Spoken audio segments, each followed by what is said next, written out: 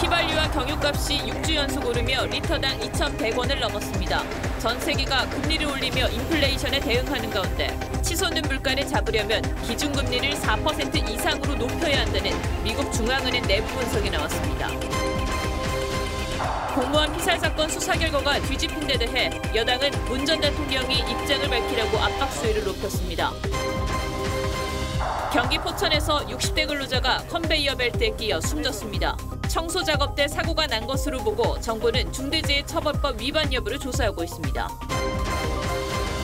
정부가 권한이 커진 경찰을 견제할 목적으로 행안부에 경찰국 신설을 검토하자 경찰은 독립성이 훼손될 것이라며 강하게 반발하고 있습니다.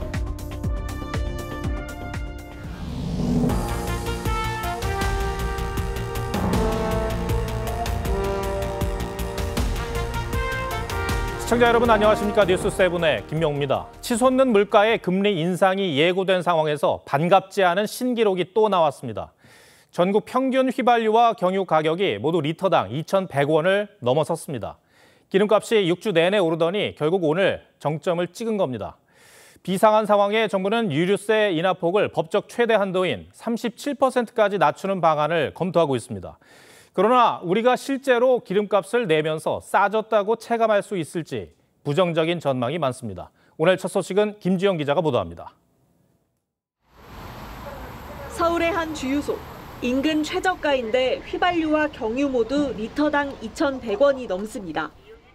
평소에는 한 12만 원 정도 들었는데 요즘은 거의 한 15만 원은 돼야 가득 차는 것 같습니다. 오늘 전국 주유소 평균 휘발유 가격은 2,103원, 경유 가격은 2,111원대로 역대 최고치 기록을 새로 썼습니다. 지난달 초 정부가 유류세를 30% 인하하며 잠깐 내렸던 휘발유와 경유 가격은 이후 6주 연속 오르고 있습니다. 정부는 유류세 인하폭을 법정 최대 한도인 37%로 확대하는 방안을 적극 검토 중입니다. 앞서 기획재정부는 7월 말 종료 예정이었던 유류세 30% 인하를 올해 말까지로 연장했는데 여당은 인하폭을 더 확대해달라고 정부에 요청했습니다. 서민의 부담을 완화하기 위해서 유류세를 추가 인하하는 부분에 대해서 정부와 협의하기로 했습니다. 유류세 인하폭이 37%까지 늘어나면 휘발유는 지금보다 리터당 57원, 경유는 38원 더 싸질 전망입니다. 정부는 이르면 내일 비상경제장관 회의에서 유류세 추가 인하책을 발표할 전망입니다. 다만 국제 유가가 여전히 배럴당 $100를 넘는 데다 여름 휴가 수요도 겹치면서 실제 체감하는 인하 효과는 크지 않을 거란 지적이 나옵니다. TV조선 김주영입니다.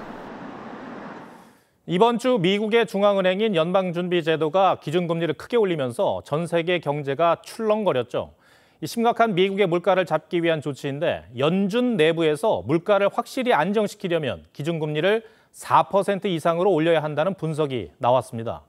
물론 경기 둔화 등 현실적인 문제를 검토해야겠지만 한국은행의 금리 인상에도 큰 영향을 미치는 부분이라 미국 중앙은행의 움직임을 예의주시하게 됩니다. 홍혜영 기자가 보도합니다. 미 연방준비제도는 현재 1.5에서 1.75%인 기준금리가 연말엔 3.25에서 3.5%까지 오를 거라고 내다봤습니다. 하지만 연준 내부적으로는 3%대 금리로는 지금의 물가 상승 압력에 대처할 수 없다고 분석한 보고서가 공개됐습니다. 현재 물가 등 각종 경제 지표를 대입해 따져보니 최소 4% 이상, 7%까지도 올려야 물가를 잡을 수 있다는 겁니다. 월스트리트 저널은 현실에 그대로 적용하기엔 무리가 있다면서도 연준 회의 참가자들이 더욱 공격적으로 금리를 인상하자는 공감대가 형성될 거라고 봤습니다. 연준 의장도 물가 안정이 최대 목표라는 점을 강조했습니다. To that end, my colleagues and I are acutely focused on returning inflation to our 2% objective. 경기 둔화를 감수하고서라도 금리를 올리겠다는 의지로 풀이됩니다. A recession may be the price we have to pay to get inflation under control. 다른 나라들도 동참하는 분위기입니다. 연준이 빅스텝을 단행한 뒤 영국과 대만, 브라질이 금리를 올렸고 마이너스 금리를 유지해온 스위스는 15년 만에 처음으로 금리를 인상했습니다. 경기 침체 우려에 뉴욕 증시 다우지수는 3만 선 밑으로 내려갔고 비트코인은 1년 반 만에 2만 달러 아래로 떨어졌습니다. TV조선 홍혜영입니다.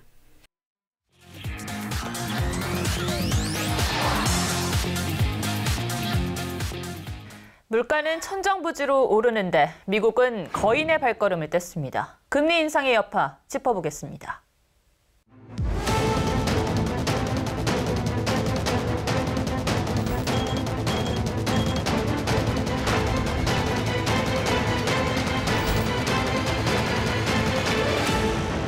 네, 김지아 기자. 미국이 물가와의 전쟁을 선포했습니다. 기준금리를 아주 대폭 올렸더라고요.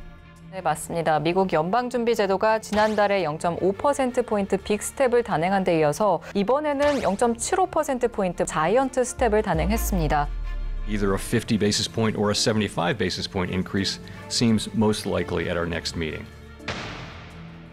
미국 상황이 그만큼 좋지 않습니까? 지난 5월에 미국의 소비자 물가지수는 8.6% 올랐습니다. 물가가 또 오르니까 인구도 오르게 되고 이렇게 되면 또 실업률이 올라가거나 미국 경기 상황이 정말 최악의 길을 걷고 있다 이렇게 말도 나옵니다. 근데 이게 사실 미국만의 문제는 아닌 게 요즘 우리도 과일 하나 사기 참 부담스럽잖아요. 물가가 워낙 서민 경제에 직격탄이다 보니까 정부가 지금 물가 잡기를 우선으로 일단 대책을 마련을 하고 있습니다. 자칫 시기를 놓쳐 인플레이션이 더욱 확산된다면 그 피해는 더 크게 나타날 수 있습니다. 그럼 우리도 기준금리를 올리겠다라는 신호로 봐야겠네요. 경기가 약간 희생을 하더라도 물가를 먼저 잡아놓고 그다음에 다시 경제를 챙기겠다 이런 분석으로 보입니다. 그런데 이제 우리나라 기준금리가 현재 1.75%거든요. 미국과 상단이 좀 같아졌습니다. 그래서 금리 역전 우려가 좀 커지는 겁니다. 그래서 7월 금통위에서 한국은행이 다시 빅스텝 0.5%포인트 금리를 인상할 것이다 이런 전망에도 무게가 실리는 겁니다. 사실 불과 얼마 전이었죠. 코로나 사태를 지나면서 증시가 초호황기를 맞았잖아요. 차라리 빚을 내서 투자를 하는 게 오히려 돈을 버는 거다라는 말이 나올 정도였는데 이제는 정말 무섭게 무너지더라고요. 미 연준의 발표가 있기 전날까지 코스피는 2,500선 아래로 내려왔었고요.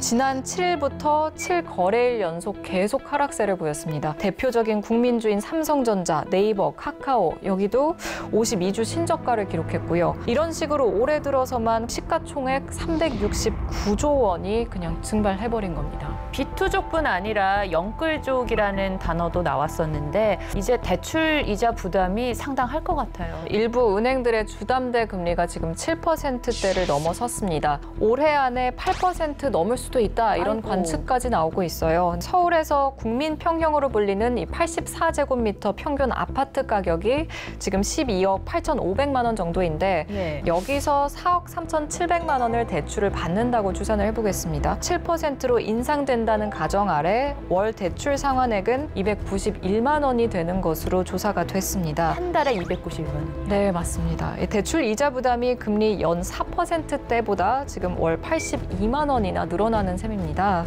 지금 소득의 대부분을 지금 이자를 갚는데 쏟아붓는 거고요. 정말 줄일 게 먹는 거밖에 없다 이런 얘기까지 나옵니다. 금리를 올려서라도 물가를 잡고도 경제가 안정을 찾으면 참 좋을 텐데 우리가 생각하는 이 좋은 시나리오대로 흘러갈 수 있을까요? 그러면 좋겠지만 좀 불확실성 요소들이 꽤 있습니다. 뭐가 있죠? 과도한 금리 인상이 금융시장을 좀 위축시킬 수 있다 이런 우려도 나오고요. 여기다가 러시아와 우크라이나 전쟁도 언제 끝날지 도통 모르잖아요. 전쟁이 있네요. 네, 일단 전쟁이 멈춰서 유가 공급이라도 좀 안정화가 되면은 희망이 보일 것 같다 이런 분석들도 나옵니다.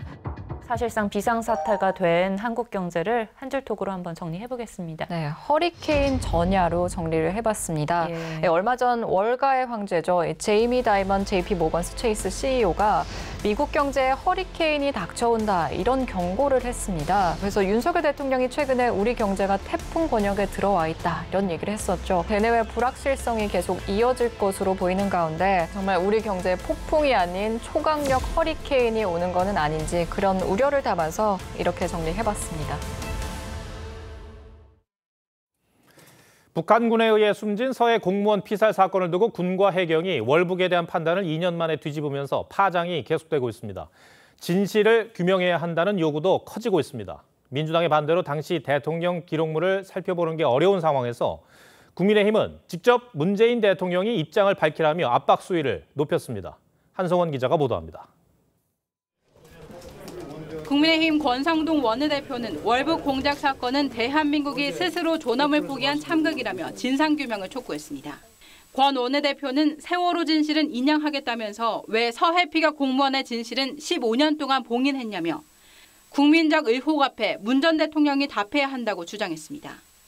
민주당을 향해서도 떳떳하다면 마다할 이유가 없다며 대통령 기록물 열람에 협조할 것을 요구했습니다. 문재인 정부는 북한의 총격에 사살당하고 불태워진 대한민국 공무원에게 월북 딱지를 붙였습니다. 대통령 기록물 열람을 위해선 재적 의원 3분의 2 이상 동의가 필요한데 민주당은 민생 문제가 시급하다며 협조할 뜻이 없다고 밝혔습니다. 그게 왜 현안이야? 국민들 먹고 사는 문제가 급한데 지금 우리가. 이에 대해 이준석 대표는 오늘 기자들과 만나 진상규명을 담당한 공무원들이 그걸 하지 않으면 경제가 발전한다는 논리냐며 과거 유가족과 피해자가 만족할 때까지 진상규명을 강조했던 것과는 매우 다른 태도라고 비판했습니다. 하지만 민주당은 진상규명 요구에 대해 정략적인 공격이라며 이제 와서 문제 삼는 건 문재인 죽이기, 전 정권 죽이기라는 입장은 변함이 없다고 밝혔습니다. TV조선 한송원입니다. 해경이 2년 만에 월북 의도에 대한 결론을 뒤집으면서 감사원도 감사에 착수했습니다. 당시 문재인 정부 내부에선 무슨 일이 있었고 왜 그렇게 대응을 한 건지 의문이 풀릴 수 있을까요? 오늘은 김보건 기자가 밝혀져야 할 2년 전 그날의 진실은 무엇인지에 포커스를 맞춰봤습니다. 실종자는 월북한 것으로 판단하고 있습니다. 월북 의도를 인정할 만한 증거는 발견하지 못했습니다. 2년 만에 뒤바뀐 결론. 우리 공무원이 북한군의 만행에 목숨을 잃은 그날. 무슨 일이 있었던 걸까? 오후 3시 30분. 북한군이 서해상에서 실종된 우리 해수부 공무원을 발견한 시각입니다. 우리 군은 10분 뒤 감청 등을 통해 이 같은 상황을 파악했습니다. 오후 4시 40분에 북한군이 이 씨에게 다가가 진술을 듣는 정황까지 포착했는데 문재인 전 대통령이 첫 서면 보고를 받은 건 오후 6시가 넘은 시각이었습니다. 이때도 별다른 조치는 이루어지지 않았고 밤 9시 40분쯤 결국 북한군의 총탄이 이 씨의 목숨을 앗아갔습니다. 청와대와 군의 초동 대처가 적절했는지 첫 번째로 밝혀져야 할 부분입니다. 대통령은 보고를 받고도 구출 지시 내리지 않았고 군은 6시간 동안 지켜보기만 한 것 같습니다. 공무원 이 씨가 숨진 뒤에 정부 대응에도 의문점이 많습니다. 청와대에서 긴급 관계장관 회의가 열린 건 새벽 1시쯤. 문 전 대통령은 회의에 참석하지 않았습니다. 대통령은 그 시간에 잠을 자느라고 그 회의에 참석을 하지 않았습니다.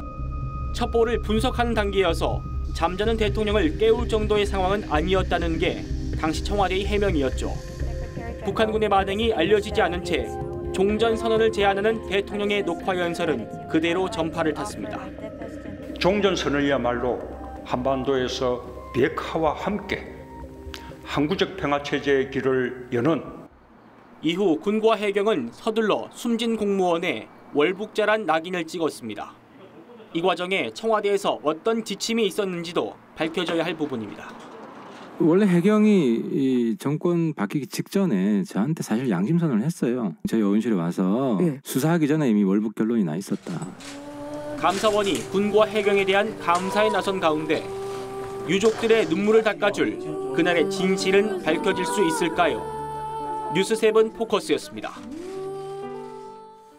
더불어민주당은 차기 당권을 놓고 개파 갈등이 계속되고 있습니다. 이런 가운데 이재명 의원이 국회 입성 뒤 첫 공개 행보에 나섰습니다.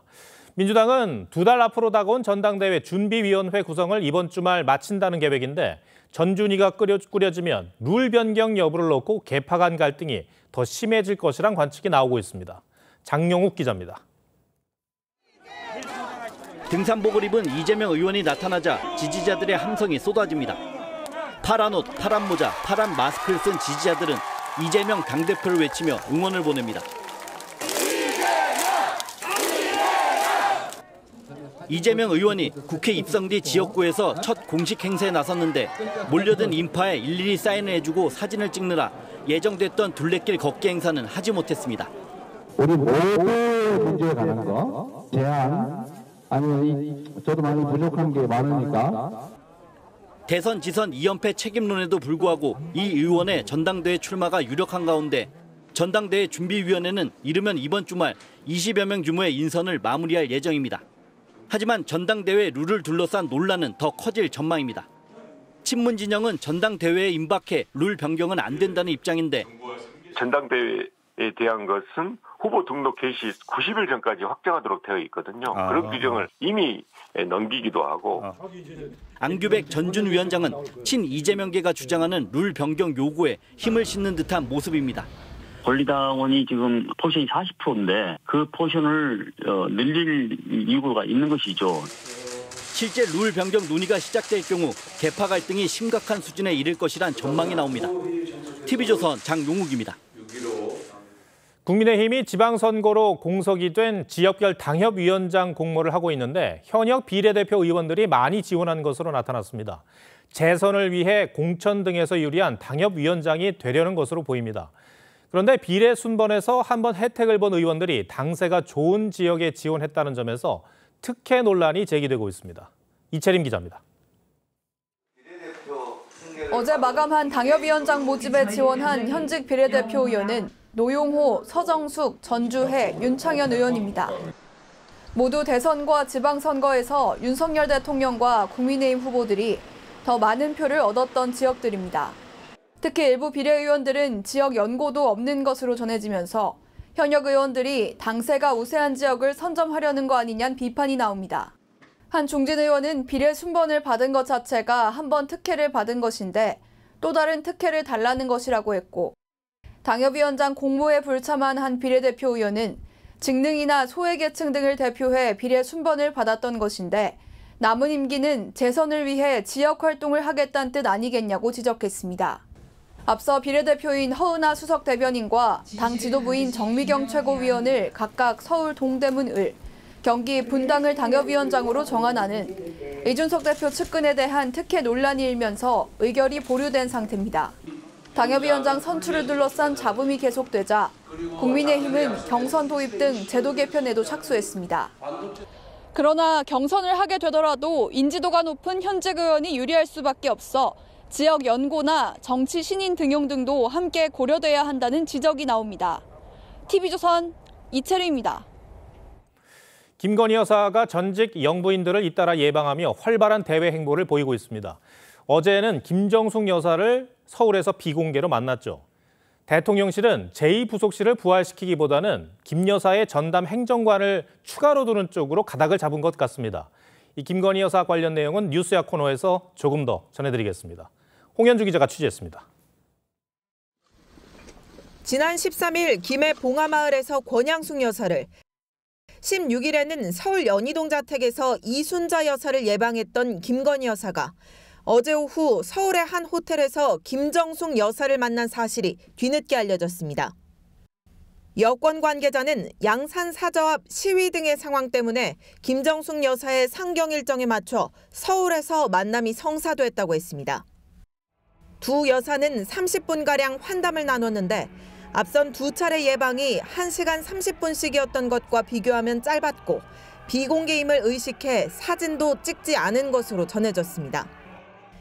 김 여사는 다음 주 중 노태우 전 대통령의 부인인 김옥숙 여사, 김영삼 전 대통령의 부인인 손명순 여사와도 만나며 역대 영부인 예방 행보를 마무리할 계획입니다. 김건희 여사의 연이은 공개 행보에 야당에서도 제2부속실 부활을 요구하는 목소리가 나왔지만 윤 대통령은 대선 공약을 철회할 수는 없다는 입장인 것으로 전해집니다. 영부인이라는 것은 지금 우리 국민들의 의식에 비추어서 저는 그거는 맞지 않다고. 대통령실은 부속실에 전담 행정관을 추가로 투입해 공식 팀을 구성해 김 여사를 보좌하겠다는 방침입니다. TV조선 홍현주입니다.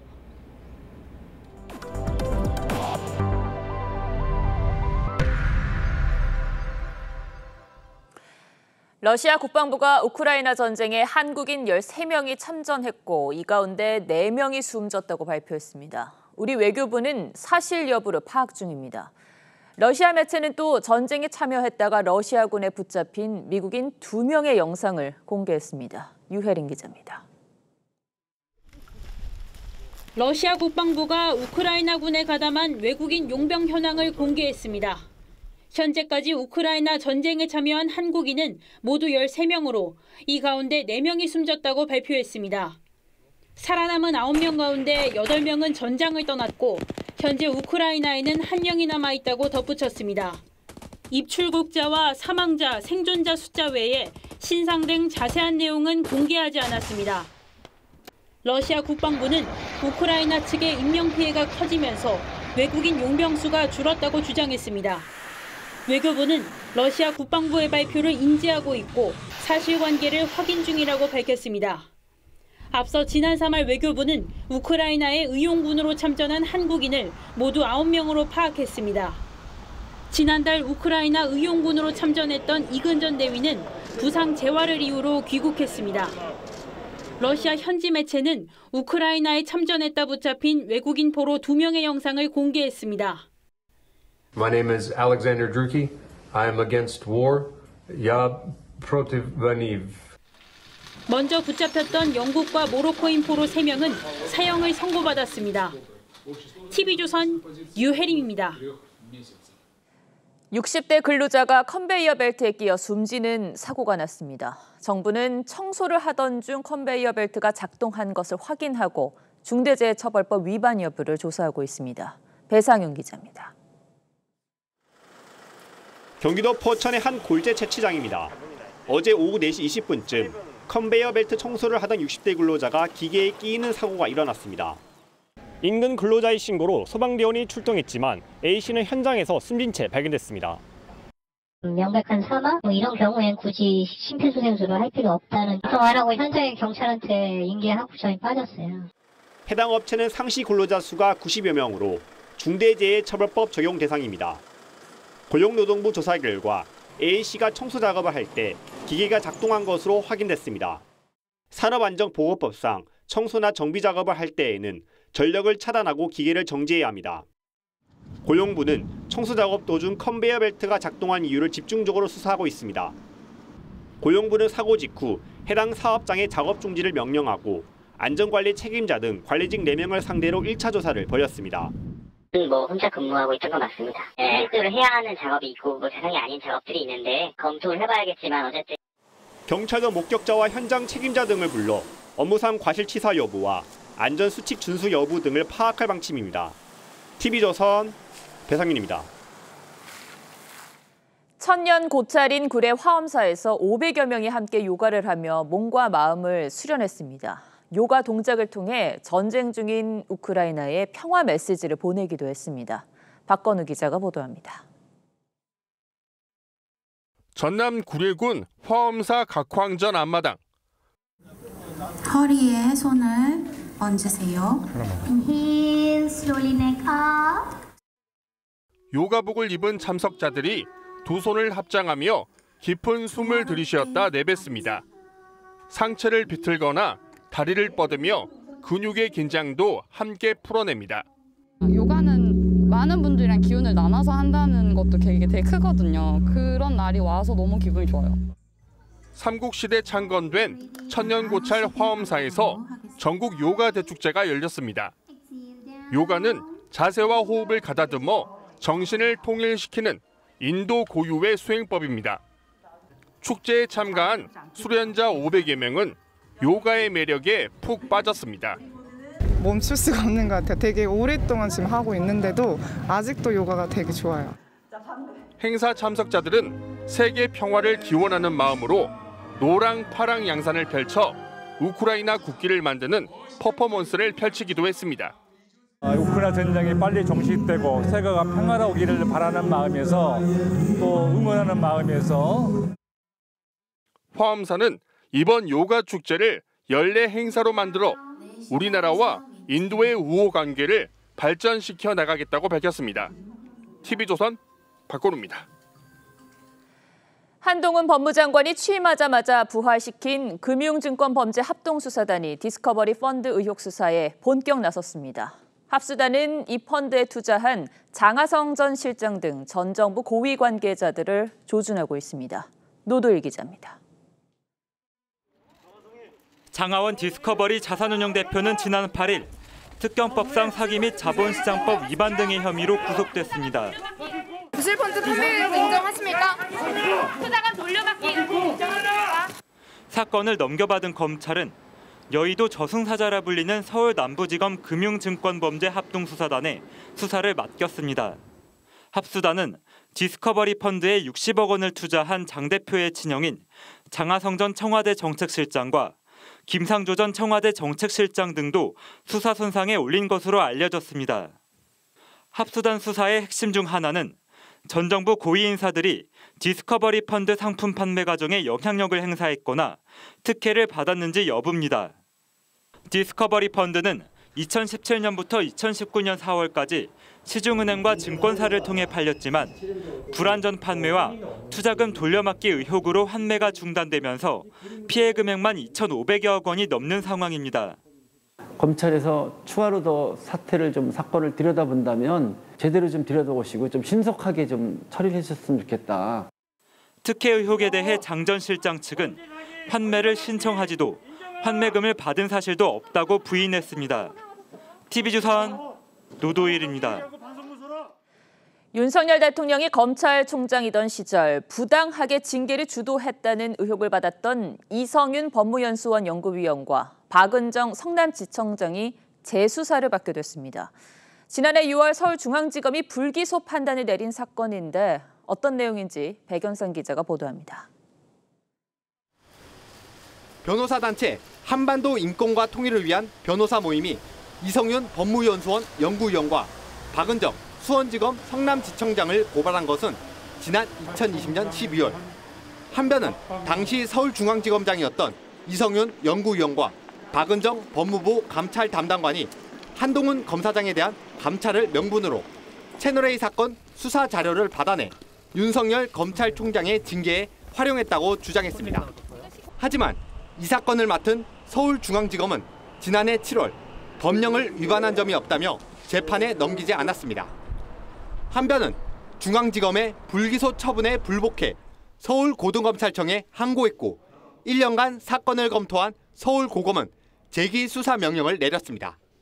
재기수사 명령은 상급 검찰청이 추가 수사가 필요할 경우 처음 사건을 맡은 검찰청에 재수사를 지휘하는 것을 말합니다. 검찰이 이제라도 법치주의에 입각해 엄정한 법 집행을 통해 사건의 실체를 명명백백하게 밝혀주시길 바랍니다. 이 연구위원과 박 지청장은 사의를 밝혔지만 재판과 징계 절차 등이 진행 중이어서 사표가 수리되지 않은 상태입니다. TV조선 백연상입니다. 정부가 경찰 제도 개선 방안으로 행정안전부 경찰국 신설을 검토하자 경찰 내부에서 강하게 반발하고 있습니다. 검수완박 법안 통과로 권한이 커진 경찰을 견제하려는 목적인데 경찰은 독립성이 훼손될 것이라고 목소리를 높이고 있습니다. 신경희 기자가 이들의 논리를 짚어봤습니다. 서울 서대문구 경찰청 앞 경찰국 설치를 반대하는 현수막들이 내걸렸고 광주 전남 경찰들은 기자회견을 열어 정부를 비판했습니다. 행안부 경찰 통제 방안은 권력에 대한 경찰의 정석으로 기계될 여지가 크며 과거 독재 시대의 유물로서 반발의 핵심은 행안부가 경찰국을 통해 인사와 예산 등을 통제하면 권력의 입김에 좌우되는 과거의 경찰로 돌아갈 수 있다는 겁니다. 경찰청은 지난 1991년 박종철 고문치사 사건 등을 계기로 경찰의 독립성과 중립성 보장을 위해 내무부에서 분리됐습니다. 하지만 행안부는 이른바 검수완박 법안 통과 등으로 경찰이 선거와 대형 참사 등 중대범죄 수사까지 담당하는 만큼 감시와 통제도 필요하다는 겁니다. 행안부는 경찰 제도 개선 자문위원회를 통해 세부 방안을 설계 중입니다. 자문위원회는 제가 주제나 논의할 내용 자체를 저와 소통한 적이 한 번도 없고요. 자체적으로 아마 논의 주제나 이런 것들을 스스로 자문위는 경찰국이 경찰의 인사와 예산 업무를 맡고 행안부 장관의 경찰 고위직 인사 재청 권한을 실질화하는 방안도 검토 중입니다. 다른 한편에선 법무부 검찰국처럼 행안부에도 경찰국을 두는 게 필요하다는 의견도 있습니다. 경찰의 수사권이 과대해진 거는 누구도 부인할 수 없는 게 사실입니다. 최소한의 어떤 이런 기구를 둬서 경찰 내부 반발이 커지자 김창룡 경찰청장은 예정된 유럽 순방을 취소했고 최종 권고안이 나올 때까지 경찰의 입장을 최대한 반영하겠다고 밝혔습니다. 경찰 제도 개선 자문위원회는 오는 21일 최종 권고안을 발표할 예정입니다. TV조선 신경입니다. 이재용 삼성전자 부회장이 재판 출석을 뒤로 하고 떠난 유럽 출장에서 오늘 돌아왔습니다. 첫째도 둘째도 셋째도 기술이 중요하다며 달라진 산업 환경을 강조했는데요. 공급망 부족 등으로 위기에 직면한 반도체 산업의 해법을 찾았을지 장혁수 기자가 보도합니다. 유럽 출장을 마치고 돌아온 이재용 삼성전자 부회장은 급변하는 산업 환경을 체감하고 왔다고 했습니다. 저희가 할 일은 좋은 사람 모셔오고 첫 번째도 기술, 두 번째도 기술, 세 번째도 기술 같아요. 이 부회장이 재판까지 미루며 유럽 출장을 간 이유 중 하나는 네덜란드에 위치한 ASML을 방문하기 위해서입니다. ASML은 반도체 생산에 있어 없어서는 안 될 필수 장비인 EUV를 독점 생산하는 기업인데 삼성으로선 최첨단 파운드리 사업 확대를 위해서 안정적인 EUV 장비 수급이 필요합니다. 삼성의 경쟁사인 미국 인텔과 대만 TSMC 경영진도 ASML과 손잡기 위해 공을 들이고 있습니다. 관심을 모았던 M&A에 대해선 말을 아꼈습니다. 지난해 삼성은 3년 안에 의미 있는 M&A를 하겠다고 했지만 2017년 하만 인수 이후 5년 동안 대형 M&A를 중단해왔습니다. 떨어진 부분은 M&A 같은 거로 해서 돌파구를 마련해야 된다. 인재를 잘 키우고 연구개발 이런 부분을. 앞서 삼성은 미래 신사업에 450조 원을 투자하겠다고 발표한 바 있습니다. 당시 이 부회장은 목숨 걸고 하는 것이라고 밝혀 주목을 받기도 했습니다. TV조선 장혁수입니다. 3년 만에 열리는 가수 싸이의 콘서트가 논란입니다. 공연 내내 물을 흠뻑 뿌리는데 가뭄 속에 물을 이렇게 낭비해도 되냐는 비판에다 젖은 마스크로 인한 세균 번식 우려까지 더해진 겁니다. 올해 물을 이용한 여름 축제들이 재개를 앞두고 있어 논란은 이어질 전망입니다. 최원영 기자입니다.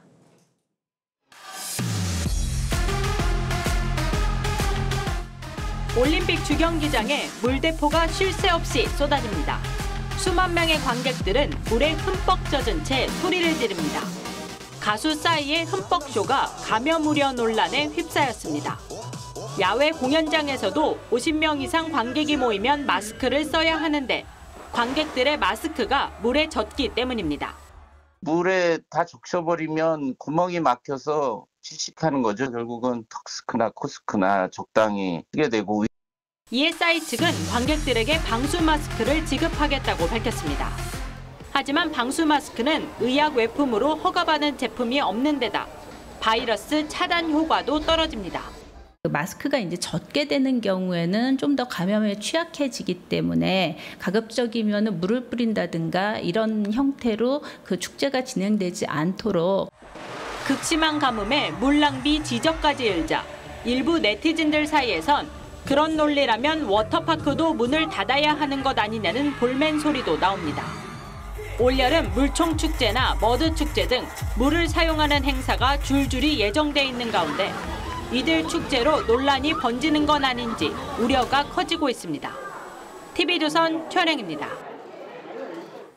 박순애 사회부총리 겸 교육부 장관 후보자와 김승희 보건복지부 장관 후보자의 인사청문 기한이 이틀 앞으로 다가왔습니다.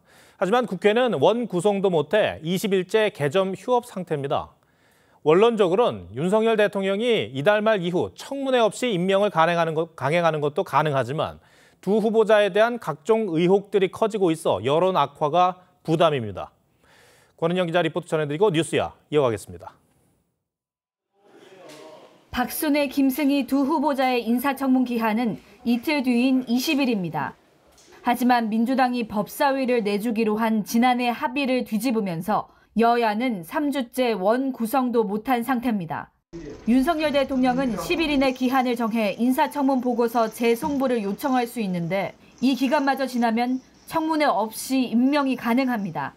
국회가 정상화될 때까지, 원구성이 될 때까지 좀 더 차분하게 기다리려고 하는데 청문회가 기약 없이 늦어지는 사이 두 후보자의 각종 의혹은 잇따르고 있습니다. 박순애 후보자는 만취 음주 운전 이력에 사과했지만 연구 용역 과제에 배우자를 끼워 넣어 연구비를 수령하고 논문 자기 표절, 중복 게재를 했다는 등의 의혹을 받고 있습니다. 김 후보자도 세종시 관사 재테크 의혹, 관용차 매입에 정치 자금 사용 의혹, 장녀가 공공기관 채용에 나홀로 지원에 합격한 엄마 찬스 의혹 등이 줄줄이 잇따랐습니다. 국민의 눈높이에 맞지 않고 국회 검증을 거치지 않는 장관 임명 강행은 결코 용납될 수 없습니다. 사상 처음으로 청문회 없이 임명된 김창기 국세청장 때와는 달리 각종 의혹이 많은 두 후보자 임명을 강행할 경우 여론 악화는 피하기 어려울 거란 관측이 많습니다. TV조선 권은영입니다.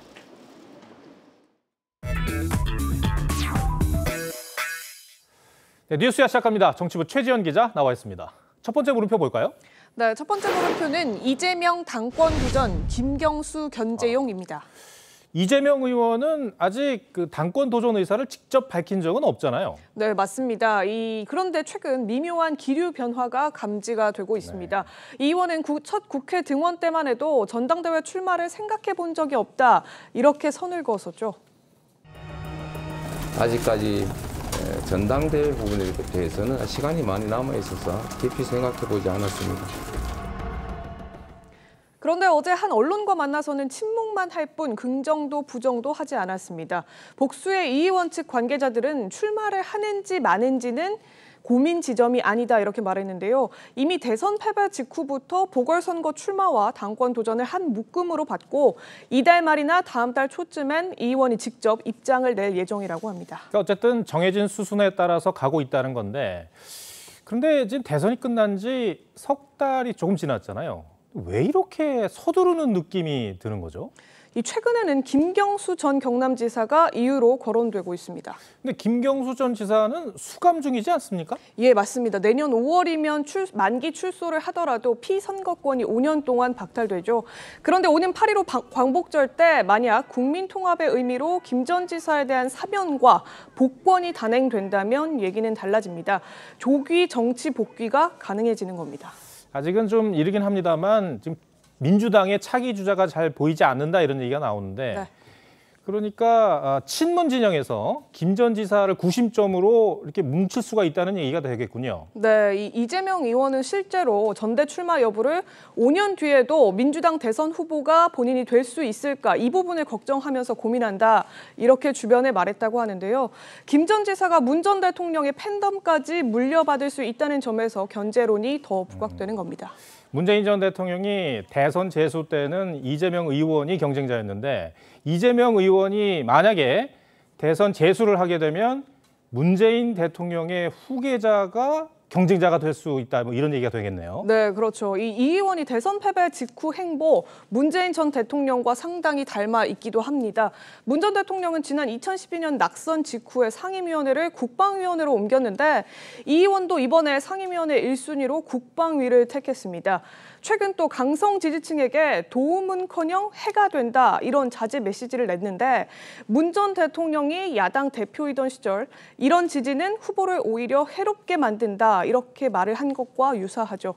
다만 다른 점은 문 전 대통령의 경우 패배 직후 평당원으로 돌아가서 상당 기간 국민과는 떨어져 지냈는데 반면 이 의원은 곧바로 당대표까지 노리고 있다는 점입니다. 네, 그렇군요.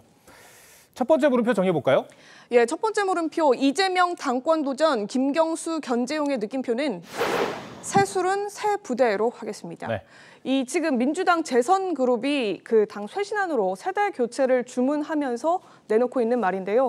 이재명 의원은 대장동 또 법인카드 등 각종 의혹으로 검찰과 경찰의 수사 선상에 올라 있고 대항마로 거론되는 김경수 전 지사 역시 여론 조작이라는 민주주의를 해치는 중대 범죄로 실형을 받았습니다. 벌써부터 이들 두 사람의 차기 대권 주자 경쟁 구도가 형성되는 걸 과연 국민들은 어떤 시선으로 바라볼지 민주당이 생각해 볼 지점으로 보입니다. 네. 두 번째 물음표는 뭡니까? 예, 두 번째 물음표는 김건희가 다 이겼다입니다. 누구를 뭘로 이겼다는 겁니까? 예, 이 검색량과 화제성 측면에서 국민의힘 지도부는 물론이고 이 남편인 윤석열 대통령보다도 앞섰는데요. 이번 주 한 포털 사이트 검색 빈도를 살펴봤더니 검색량이 김 여사가 모두 윤석열 대통령보다 많았고요. 많게는 2배 넘게 수치가 차이가 나는 날도 있었습니다. 이 과거 김정숙 여사도 똑같이 임기 초반 외부 활동이 잦았지만 검색 빈도는 항상 문재인 전 대통령을 밑도는 수치였습니다. 정권 초기에 대통령도 아니고 목적이 집중 조명이었으면 성공하셨습니다. 축하드립니다. 네, 김건희 여사는 윤석열 대통령 취임 이후 오늘까지 40일 동안 모두 11건의 외부에 노출되는 일정을 소화했습니다. 사실 김정숙 여사의 같은 기간 공개 일정이 13건으로 더 많았는데요. 이 김정숙 여사는 홀로 영호남을 방문하거나 유공자 가족들과 별도의 오찬 자리를 갖는 등 다소 무게감 있는 단독 일정들도 있었고요. 하지만 김건희 여사의 경우 조용한 내조를 예고했다 보니까 유독 일거수일투족의 여론의 관심이 더 집중되고 있습니다. 특히 김건희 여사가 외부에 노출될 때마다 무슨 옷을 입고 누구와 함께 다니는지 이 부분들이 더 화제가 되면서 비상경제 상황을 돌파하고자 하는 대통령의 메시지가 가려지는 것 아니냐 이런 우려도 나오고 있습니다. 앞서서도 저희가 리포트로 조금 이제 전해드렸는데 그런데도 이 대통령실이 제2부속실을 설치하는 데 부정적인 이유가 뭘까요? 이 보통의 경우에는 이 야당은 대통령의 공약 파기를 비판하기 마련인데 공식 기구를 만들면 국정감사에서 대통령 부인의 활동을 감시할 수 있다 이런 속내도 깔린 것으로 보입니다. 알겠습니다. 두 번째 물음표도 정해볼까요? 네, 두 번째 물음표 김건희가 다 이겼다의 느낌표는 권양숙의 걸음과 김정숙의 걸음으로 하겠습니다. 김건희 여사는 윤석열 대통령 취임식 때 한 발짝 뒤 행보를 보여서 관심을 끌었죠. 네, 이 권양숙 여사가 그 부분에 대해서 뒤에서 조심스럽게 걷는 모습도 너무 잘하셨다 이렇게 칭찬하니까 김건희 여사는 여사님을 보고 많이 배웠다 이런 답을 하기도 했습니다. 이 반면에 아주 유명한 장면이죠. 김정숙 여사는 라오스 국빈 방문 당시 서너 걸음 앞에서 걷고 문 전 대통령이 그 뒤를 따르는 모습을 보였는데 누가 대통령이고 누가 배우자냐 이런 지적을 받았었습니다. 여성의 역할을 내조에만 두는 것은 구시대적이다 이런 지적도 있지만 김건희 여사에 대한 여론의 관심이 윤석열 대통령에게는 부담이 되는 시기 곧 올 거란 관측도 많습니다. 네, 최지연 기자 오늘 설명 잘 들었습니다.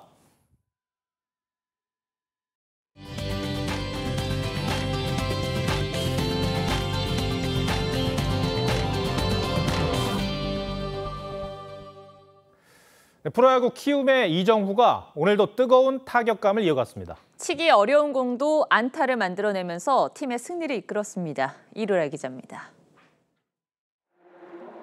3회 말 키움 이정후의 타석. 몸쪽 낮은 볼에 몸이 휘청거릴 정도였지만 동물적인 감각으로 배트에 공을 맞춥니다. 신기하게도 결과는 우전 안타. 역시나 화제가 됐습니다. 사흘 전 여기로 날려달라는 팬의 응원에 화답하며 진짜 그 자리로 홈런을 날려버린 이른바 택배 홈런에 이어 오늘 경기 역시 신들린 듯한 타격 기술로 그라운드를 달궜습니다. 1회 말 첫 타석에서는 임창규의 낮은 체인지업을 받아쳐 선제, 결승 타점을 올렸습니다. 7회 2사 2루 상황에서는 고의 사구까지 얻어냅니다. 3타수 3안타, 1타점 1볼넷으로 키움 타선을 이끌었습니다. 키움은 2회 김웅빈의 좌월 솔로 홈런까지 더해 2점을 얻었고 이 리드를 경기 끝까지 지켰습니다.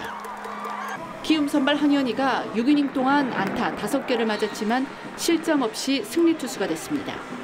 LG는 4회 초 문성주의 안타에 오지환이 홈을 향해 쇄도했다가 태그아웃 되는 등 득점과 인연을 맺지 못했습니다.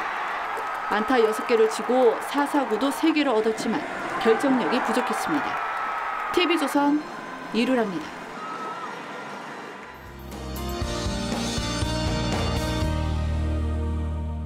네, 오늘 종일 흐린 하늘과 함께 했는데요. 저녁에도 하늘 표정이 어둡겠고 영남 내륙을 중심으로는 5에서 20mm 정도의 소나기가 지나겠습니다.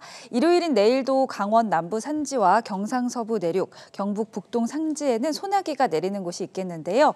오후에 5에서 30mm 정도가 예상되고 돌풍과 벼락을 동반해 요란하게 내리는 곳도 있겠습니다. 시설물 안전과 교통 안전에 유의하시기 바랍니다. 당분간 기온은 평년 수준을 웃돌면서 무더운 날씨가 이어지겠습니다. 아침 기온 서울 21도, 청주 22도로 출발을 하겠고요. 한낮 기온은 서울 29도, 청주 31도, 대구는 34도까지 기온이 크게 오르겠습니다.